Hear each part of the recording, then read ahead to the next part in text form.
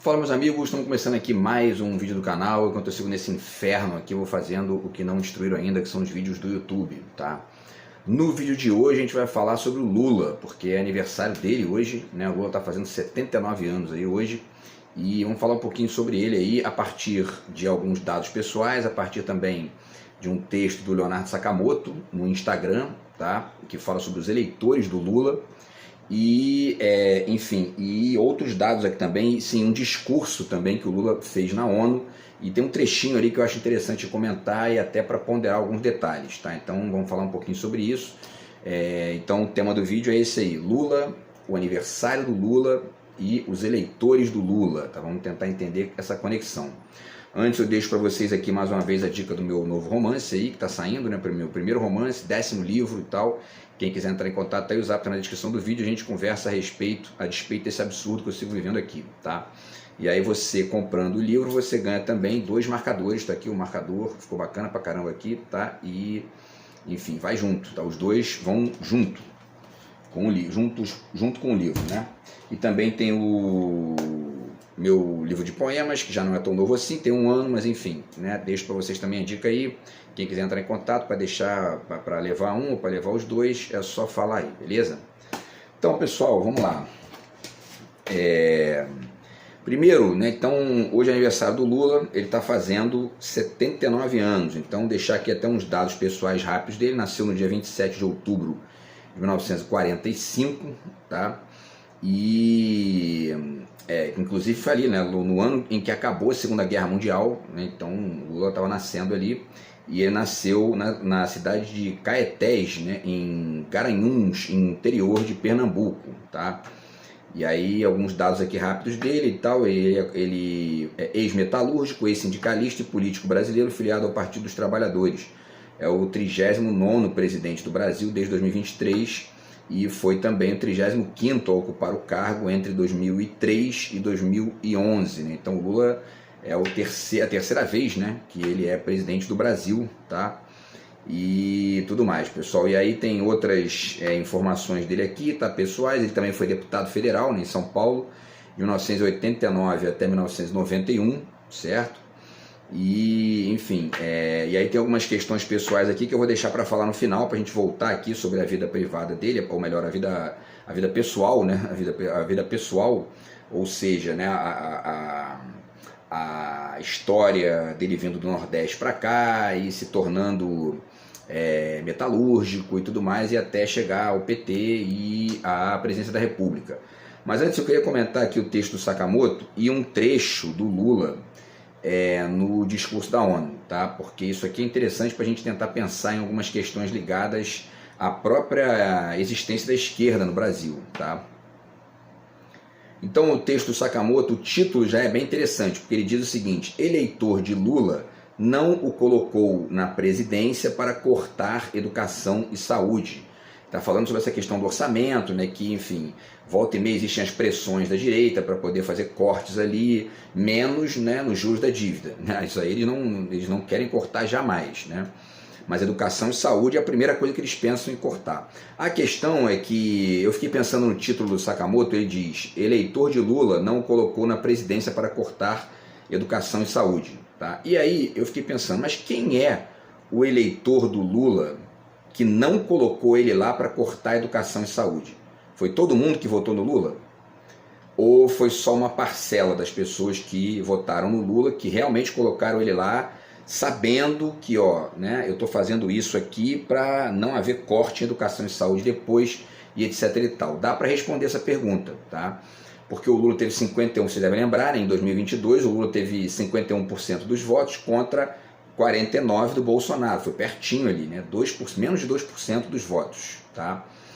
O total de votos foi, se não me engano, 60 milhões para o Lula, 50 para o Bolsonaro, 58, né, para o Bolsonaro, um negócio assim, ou 50, 48, mas enfim, o ponto-chave da história é o seguinte: desses 51% dos eleitores do Lula que não colocaram ele lá para cortar educação e saúde, a gente tem 30 milhões de pessoas que votaram no Lula para presidente, mas em deputados e senadores da direita. Os números eu já passei aqui num vídeo anterior, Passo de novo, tá? O Brasil tem 29 partidos, 10 são de esquerda: PT, PCdoB, PSB, PSOL, Rede, PSTU, PCO, UD, que é um partido novo, né? O PDT e o PCdoB, tá? E aí o Lula teve 50 contra 41, né, do Bolsonaro, 51, aliás, contra 49, né, do Bolsonaro. Só que para o Senado, por exemplo, a esquerda teve 18,5% dos votos. Quer dizer, mais de 30% a menos do que o Lula, né? Enquanto que a direita ficou com 81,5% dos senadores, tá? E no Congresso esse número foi um pouquinho melhor para a esquerda, mas ainda assim pouco melhor, né? De 18 subiu para 23% de congressistas de esquerda, né? E os outros 77% de direita. Ou seja, no Congresso a gente teve aí também 26% de deputados, ou melhor, de eleitores, né, que votaram no Lula para presidente, mas votaram em congressistas da esquerda, da direita, né? Isso dá mais ou menos aí umas 30 milhões de pessoas. Isso significa, né, que o título do Sakamoto tem que ser sutilmente alterado, né, para a gente fazer jus às pessoas que realmente votaram no Lula, sabendo que, ó, eu vou votar no Lula e vou votar num deputado da esquerda, para não ficar barganhando corte na educação e saúde lá no Congresso. Assim como o senador, mais ainda, né, que o senador chegou aí a 81% de direitistas no Senado, tá? Então, o texto do Leonardo Sakamoto, o título, né, fica assim: eleitor de Lula não colocou na presidência para cortar educação e saúde. Eu diria que 21% dos eleitores do Lula não colocaram ele lá para poder cortar a educação e saúde. O resto colocou sem saber. Ou, enfim, ali sem pensar, sem elaborar, etc e tal. Porque é exatamente isso que gera o corte na educação e saúde. Ou seja, um Congresso de maioria de direita, e o Senado idem, né? E um presidente de esquerda. Não faz sentido você votar num presidente de esquerda e num deputado de direita, né? Minimamente. E aí, enfim, eu vou até ler um trechinho aqui do Sakamoto. Ele diz, né? É óbvio que o governo Lula não faz as mesmas loucuras que o governo Bolsonaro em termos de responsabilidade fiscal. A Faria Lima fechou os olhos para as estripulias de Paulo Guedes em nome da reeleição do mito e agora alerta o fim do mundo por causa de comentários do petista. Faço até uma ponderação aqui, porque essa própria ideia de responsabilidade fiscal, ela também é um mito, né, da direita brasileira. Tanto é verdade que nos últimos 40 e poucos anos, os Estados Unidos tiveram ali 4 ou 5 anos de superávit primário. O resto tudo déficit, e déficit de trilhão. Então essa ideia de responsabilidade fiscal é questionável, né? É bem questionável. Mesmo ela, né? E aí o Sakamoto continua dizendo que, dito isso, vale reforçar que o eleitor do atual presidente não colocou lá para desvincular a educação e saúde do orçamento, nem pagamento de BPC, muito menos seguro-desemprego, como defendem alguns.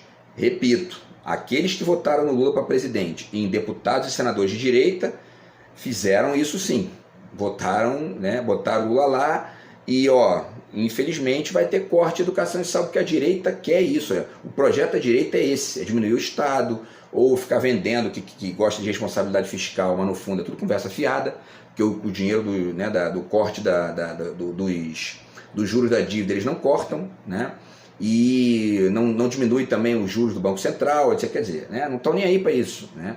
Porque responsabilidade fiscal mesmo é você gerar crédito mais amplo para a população, poder de compra, isso é que é responsabilidade fiscal, né?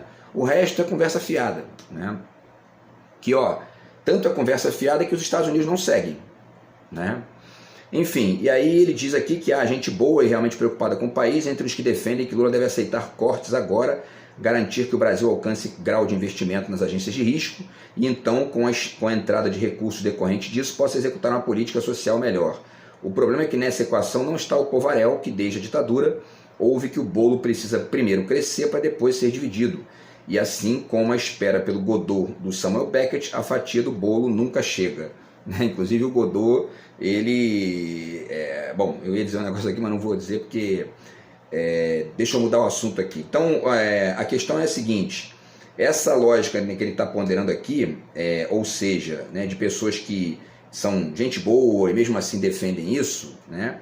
Beleza, pode ter boas intenções, mas não está nem lendo o contexto mais amplo do mundo aí, né, de maneira mais ampla, porque os Estados Unidos não seguem isso.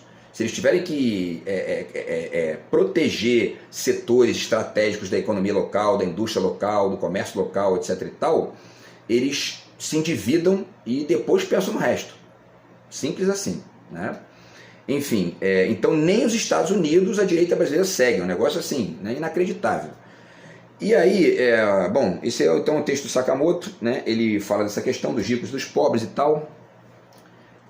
Tem uma última coisa aqui ainda nesse tema, né, do excesso de congressistas e de direita, né, e dessa discrepância da galera que votou no Lula para presidente e em deputados da direita, que é o seguinte: muita gente critica que o Brasil que o problema do Brasil seria o presidencialismo de coalizão, ou presidencialismo de coligação, enfim, né? Alguns chamam de coalizão, outros coligação. Eu fiquei pensando sobre isso também e fui pesquisar a tal coligação do Bolsonaro quando ele foi eleito. A coligação do Bolsonaro tinha dois partidos, certo?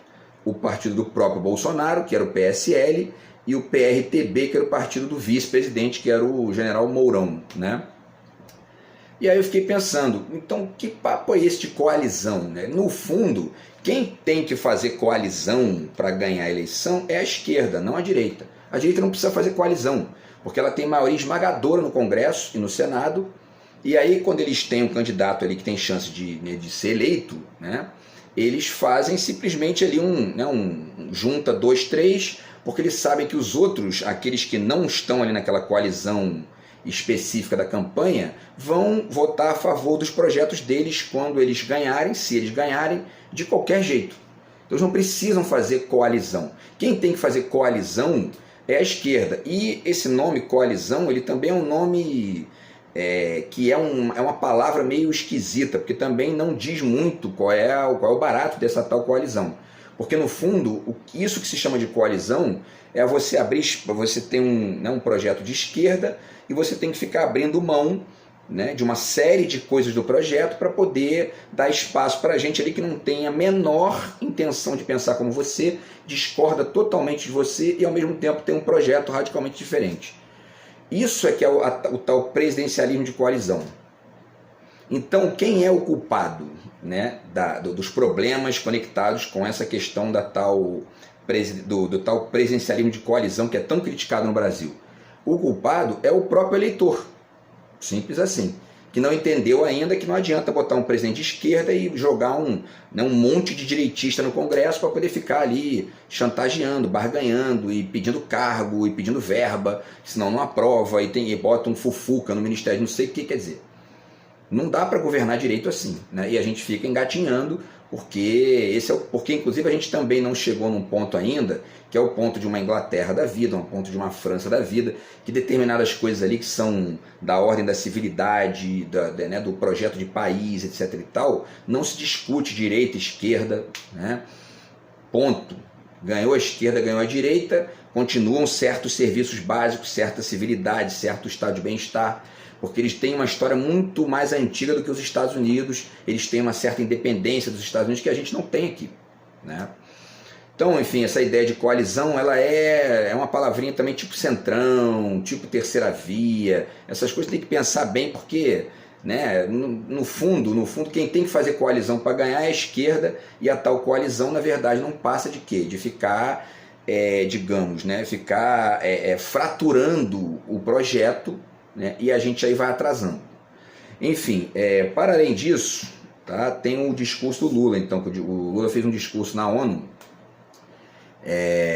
essa semana, né, e aí caiu para mim um trecho ali de 30 segundos, né, do discurso dele, e achei interessante a coisa que ele falou e também ponderar um detalhe que eu já falei em outros vídeos aqui também, e que tem conexão com algo que a esquerda invariavelmente acaba negligenciando, seja por, enfim, por um certo purismo, né, ou em alguns casos até por ingenuidade, né? Então, assim, o Lula, nesse discurso da ONU, ele diz o seguinte aqui: muitos insistem em dividir o mundo entre amigos e inimigos, mas os mais vulneráveis não estão interessados em dicotomias simplistas. O que eles querem é comida farta, trabalho digno, escolas e hospitais públicos de acesso universal e de qualidade. É o meio ambiente sadio, sem eventos climáticos que ponham em risco a sua sobrevivência, e é uma vida de paz, sem armas que vitimam inocentes. No fundo, não existe nada aqui para discutir, tudo isso aqui está realmente correto, mas está faltando alguma coisa, que é o quê? A diversão. É a questão da música do Titãs, que eu já até fiz um vídeo aqui para falar sobre isso e tal. Quer dizer, a gente não quer só comida, a gente quer comida, diversão e arte, né? Então a gente pode até pegar aí a frase que o Paulo Guedes disse lá, né, que as empregadas domésticas não podiam ir para Disney, e pegar a frase de um bobalhão também aí da Fiesp, que diz que o sujeito tem que trabalhar, tem que almoçar em 15 minutos, comendo o sanduíche com uma mão e trabalhando com a outra. A gente pode pegar a música dos Titãs e parodiar, né, essas duas figurinhas patéticas e transformar o trecho deles em algo melhor, né? A gente poderia dizer que a gente não quer só comida, a gente quer almoçar em 2 horas e ir para Disney, né? Entendeu? E a direita brasileira não tem muito interesse nisso, vide o que essa gente diz aí, né? Nem todo mundo, evidentemente, mas essas figuras mais extremas, que muitas vezes acabam ali, enfim, né, hegemonizando o Congresso e o Senado, etc. e tal, acabam contribuindo para que a gente fique nesse atraso, enfim, meio que neomedieval, né?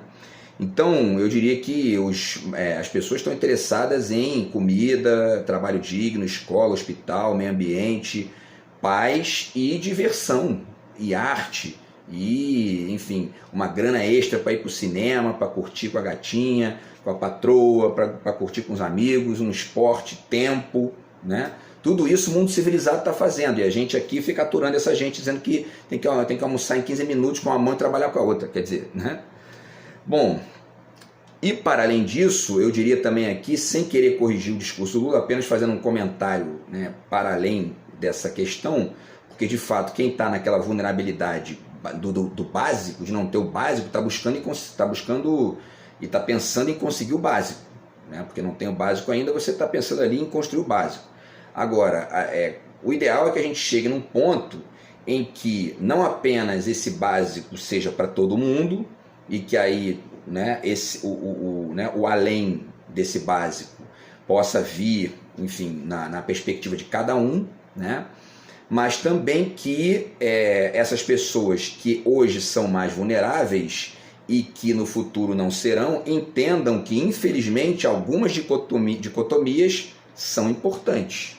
Por exemplo, a dicotomia com o neoliberalismo, que é justamente a lógica e a ideologia que dificulta que a gente resolva o problema da vulnerabilidade, né?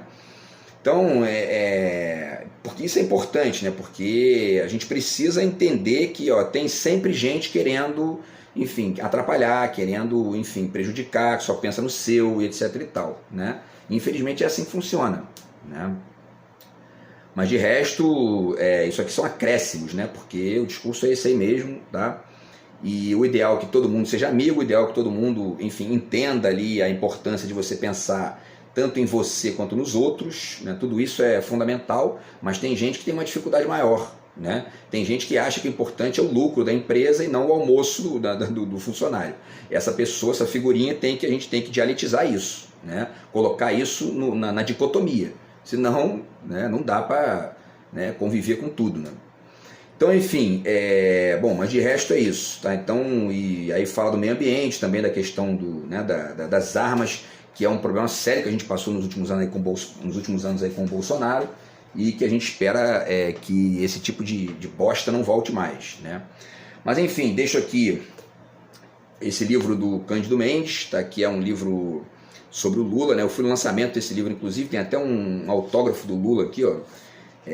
O Lula e o Cândido Mendes, né? Eles assinaram o livro aqui, tá? Então eu estava na época da faculdade lá e eles lançaram esse livro.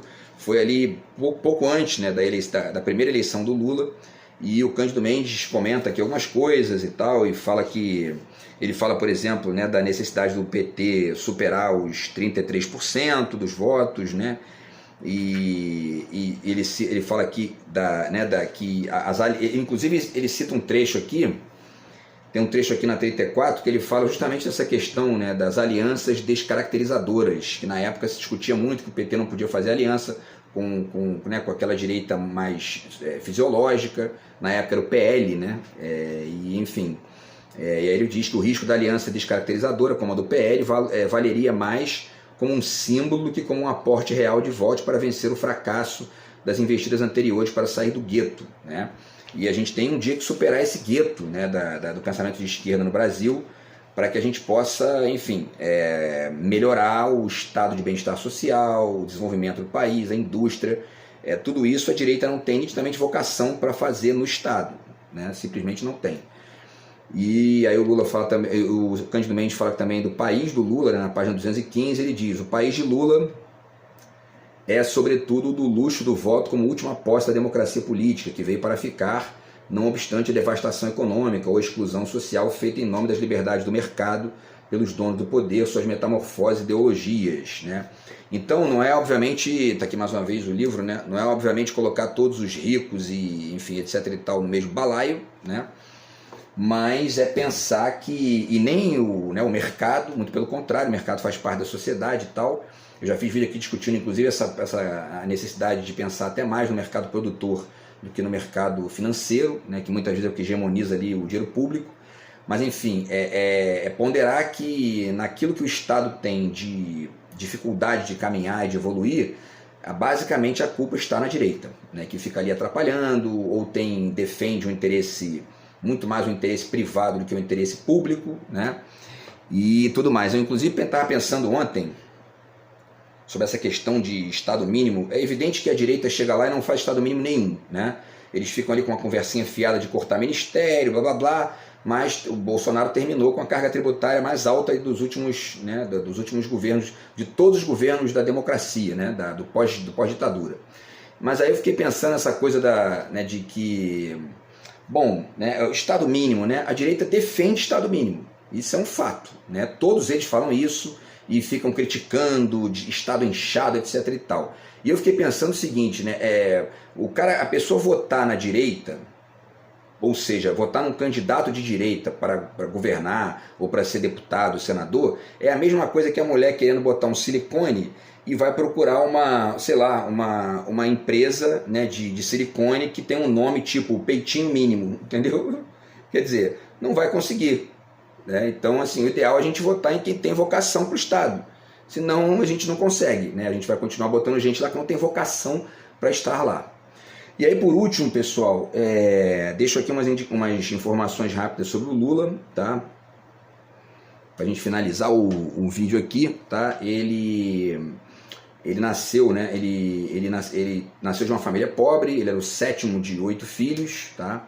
E migrou ainda criança de Pernambuco para São Paulo com a sua família. Foi metalúrgico, sindicalista, época em que recebeu o apelido, né, Lula, né, que, enfim, aí durante a ditadura militar ele liderou grandes greves de operários no ABC Paulista e ajudou a fundar, foi um dos fundadores do PT em 1980, tá? Então isso aí já tem 44 anos, né? E foi mais ou menos ali próximo do final da ditadura, né, próximo ali no governo João Figueiredo, né? O Lula foi uma das principais lideranças do movimento Diretas Já, no período da redemocratização. Inclusive em 1980 eu tinha 5 anos de idade, né? Eu nasci em 75. E aí no período da redemocratização ele iniciou a sua carreira política e ele se elegeu então deputado federal em 1986, por São Paulo com uma votação recorde. Em 89 concorreu pela primeira vez à presidência da República e perdeu para o Collor, né? Todo mundo deve lembrar aí, uma eleição ali meio bizarra e tal, né? E o Lula e o Brizola ficaram bem próximos, aí o Brizola ficou em terceiro e o Lula acabou perdendo e a gente teve que aturar o Collor durante, enfim, né, aquele tempo todo lá. Bom, ele foi candidato também em 94 e 98, perdeu para o Fernando Henrique, e aí depois venceu em 2002 o José Serra no segundo turno, tá? E depois venceu em 2006 o Alckmin, que hoje é vice do Lula. Foi uma das grandes sacadas aí do Lula de, enfim, se aproximar do Alckmin, trazer o Alckmin, né, para essa percepção ali da importância da esquerda. E o Alckmin está fazendo um trabalho sensacional lá também, enfim, uma figura fantástica aí do governo, tá? E tudo mais. E aí eles finalizam aqui dizendo que, né, falando sobre as qualidades aí, né, do que o Lula trouxe para o Brasil e tal, quando ele governou. Ele consolidou programas sociais como Bolsa Família e Fome Zero, né, ambos reconhecidos pela ONU como iniciativas que possibilitaram a saída do país do mapa da fome. Mapa esse que a gente acabou voltando com a direita, com Bolsonaro, Paulo Guedes e etc e tal. Né, a empregada doméstica não só não pôde ir para Disney com Bolsonaro e Paulo Guedes, como perdeu o emprego e passou fome. Né? Então, quer dizer, terrível isso, né? E aí, durante seus 2 mandatos, ele empreendeu reformas e mudanças radicais que produziram transformações sociais e econômicas no Brasil, acumulou substanciais reservas internacionais, triplicou o seu PIB per capita e alcançou o grau de investimento. Os índices de pobreza, desigualdade, analfabetismo, desemprego, mortalidade infantil e trabalho infantil caíram significativamente, enquanto o salário mínimo e a renda média do trabalhador tiveram ganhos reais e o acesso à escola, à universidade e ao atendimento de saúde se expandiram. Tá? E na política externa desempenhou um papel de destaque, incluindo atividades relacionadas ao programa nuclear do Irã, ao aquecimento global, ao Mercosul e ao BRICS. Isso aqui não ficou muito claro o que eles querem dizer com essa questão do Irã aqui, mas enfim. Talvez seja o fato de que ele contribuiu ali para que não avançasse e tal, né?